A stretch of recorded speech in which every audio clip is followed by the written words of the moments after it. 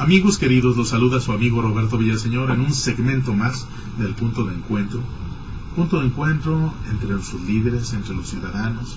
Y el día de hoy tenemos que rememorar, hoy es 23 de marzo, es el día que murió Colosio, y por ello hemos invitado a platicar sobre este tema, sobre este personaje y sobre su muerte, al doctor Ramiro Oquita. Viene de Sonora, fue secretario particular de él. Nunca he querido hablar del tema, pero hoy va a compartir con ustedes unas reflexiones que ha preparado respecto a este homicidio de Estado. Amigos, dejo con ustedes a Ramiro Oquita para escucharlos sobre este momento histórico que es la muerte de Luis Donaldo Colosio. Muchas gracias. Muy buenas tardes. El licenciado Ramiro Oquita Padilla a sus órdenes, y las reflexiones que he acumulado a lo largo de estos 16 años y que por primera vez aprovecho la hospitalidad de Canal Patrio para transmitir estas reflexiones. La historia hoy, 23 de marzo, con ciudadanos, a la inútil muerte de Luis Donaldo Colosio. La historia hemos alcanzado hoy. El pasado 10 de febrero, Luis Donaldo Colosio hubiera cumplido 60 años de edad. Fue sacrificado a la edad que hoy tengo yo, 44. Se evidenció con su misma muerte la más terrible degradación moral del Estado mexicano. Volvimos al estado moral de la fecha del deceso de Obregón, pero en sentido inverso. Los mexicanos de entonces, acaso porque olían todavía el olor a pólvora y la carne muerta de sus compañeros, de su familia, comprendieron que era absurdo seguirse matando y se acordaron ciertas reglas, las de la revolución, más las que antes ya se habían acordado en la independencia y en la reforma, y fue el último asesinado por el poder. Ahora, primero se mató a uno para que no fuera, y después se desencadenó esta cascada de indignidad y de absurdo que no deja de crecer.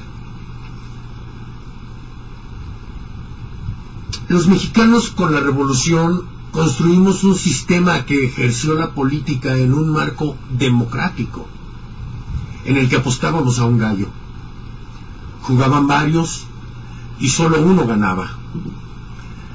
Aquel sistema integraba, cediendo espacio, y reconocía por actos políticos realizados a los perdedores que no eran enemigos, simplemente habían perdido, y fomentaba su robustecimiento con la reinserción de los perdedores.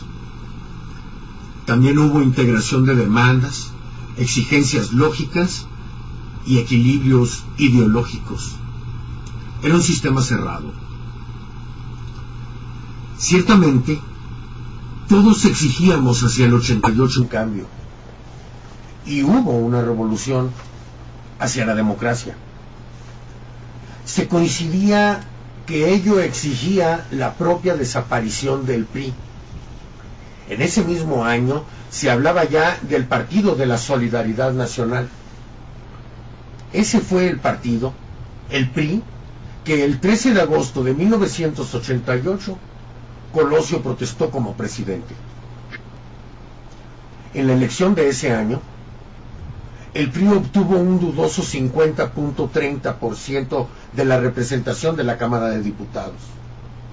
El presidente Salinas por ahí. 3 años después, el PRI de Luis Donaldo ganó los 300 distritos federales. Pero el establishment ya había decidido que México se democratizara, y ello pasaría por el PRI. ¿Acaso la democracia no pudo surgir de los priistas? Pero en el 88 el PRI se desmoronaba deslegitimado. Había perdido contacto con el pueblo y sus estructuras corporativas probaron mieles de mayor libertad y volver al redil no se antojó. Se rompieron las reglas y se perdió el control. Luis Donaldo, un ente típico de la sociedad civil, entendió perfectamente que la mayoría social no estaba en los sectores, sino en la estructura territorial. Y presidió un PRI que hizo ganar legal y legítimamente, pero pulverizó a la oposición y así no había revancha. La derecha aprovechó. ¿Cuál es el sabor de boca que deja a los mexicanos la democracia?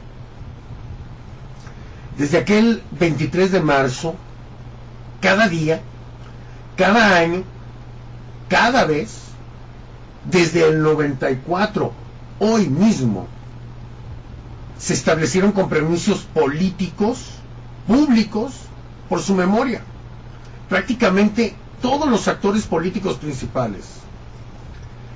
El compromiso del esclarecimiento del crimen del que él fue víctima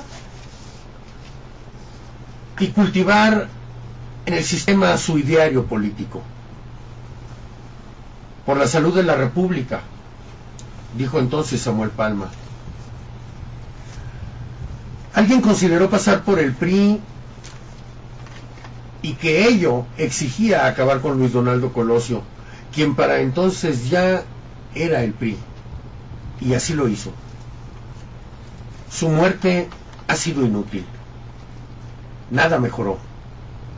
La degradación moral de la sociedad tiene su origen generador en los propios pinos.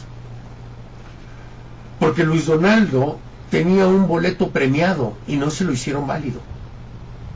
Se acabaron las ideas, se acabaron los argumentos, pero el asunto fue que él tenía las llaves de los pinos y no lo dejaron llegar.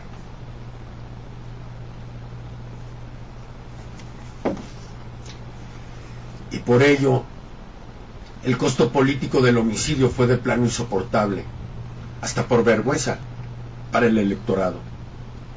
El PRI salió de los pinos y hay democracia. Pues no olvidemos que ésta se funda en un crimen y su olor es putrefacto de origen. Esta democracia carece de legitimidad original, aunado a que el ejemplo del poder se hace norma obligatoria para el pueblo. Si se hace, se vale. Y ahí tenemos que ahora todos alegamos tener el derecho a matar. Esa es la degradación moral del Estado mexicano, sea en pandillas, sea en violencia familiar, sea en cabezas rodantes. ¿Para qué citar ciudades, regiones, estados? No hablemos de corrupción económica. El caso de Cananea bastaría. Desde 1989, todos, gobiernos, empresas, sindicato y mineros, se han prestado a irregularidades que han concluido con el despojo más violento de la historia de la revolución, propia de esquemas laborales sin derechos de los trabajadores del porfiriato, servidumbre de Estado medieval. Es una vergüenza el oscurantismo de la visión mercantilista de la empresa, carente de imaginación para resolver el problema y tan insensible que prefiere perder más de $1,000 millones que atender las demandas de los trabajadores y además los despoja de su dignidad. ¿De veras? ¿Esperará que se mueran?